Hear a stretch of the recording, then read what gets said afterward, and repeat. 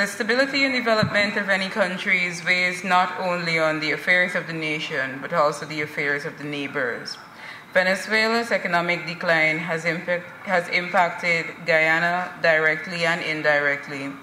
While my fellow panelists have focused on various areas of interest, I will provide a slightly different view of hard times in Venezuela from the viewpoint of the Women Miners Organization. Just a bit of background on the organization. It was established in 2012 and functions through two arms, one that deals directly with mining and the other with social issues. From these two arms, we have received continuous reporting, and we've now formalized a national network of women and men who provide us with critical information that would allow us to provide the government and other agencies with this information in order to make informed decisions and to develop the country as a whole. So to some aspect, we have become the eyes and ears of the interior as well as hinterland communities. In recent years, the organization has noted an increase of victims of Venezuelan nationality, rescued both by the organization and also by the government and the police force. Not only are these persons rescued from bars, interior brothels, also known as kaimu, but also from beauty salons, persons who are both skilled and unskilled, that come to Guyana in order to make a better life for themselves. Persons of diverse backgrounds, persons who've completed college, coming here simply because they have very few options in their country to find a job, to earn a living. And we've all seen the headlines and the images, some of which were shown earlier, of the situation in Venezuela. Images of empty supermarkets, of little to no medical supply, people searching through bins for food in an effort to feed not only themselves but also their families. So they should leave no question in our mind as to why these people come here and why they're taking the risk of hoping that the promises that were made to them of a job, of a wage, of earning a living are actually true.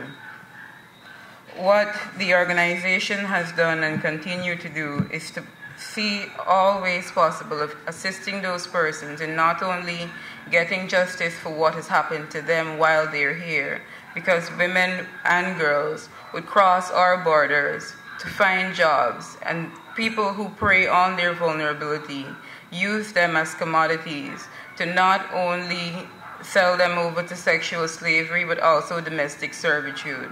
And one of our concerns is that when these incidents occur, before they leave our country to return to their homeland, in some cases they've been asked to sign documents stating that they do not wish to go to trial.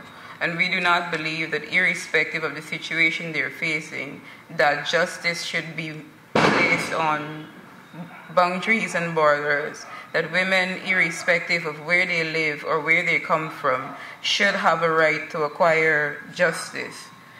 Now, at this junction, you may be wondering how it is that these women are crossing our borders so easily. And as was previously outlined by the two prior speakers, Guyana is just a boat ride away from Venezuela. As such, women are coming in by the boatloads, by the truckloads, going into not only interior locations, but also right within the city. But unless we're able to track them, and unless we're able to document their entry, it is difficult for us to be able to help them. It is difficult for the persons who are trying to find them to know who they've gone with. It is difficult for the police to have complete control of our borders if we do not have stations along the way or mobility in order to continue surveillance. You know, what we have seen an increase in and what we admire as Guyanese is the fact that there is an increase in reporting when these things occur. That Guyanese are concerned about not only the persons coming but also their country. In an effort to ensure that stability is maintained, they would either report to us or to any person that is there that they believe would be able to take a hold on the situation. Now, border security and documentation is critical.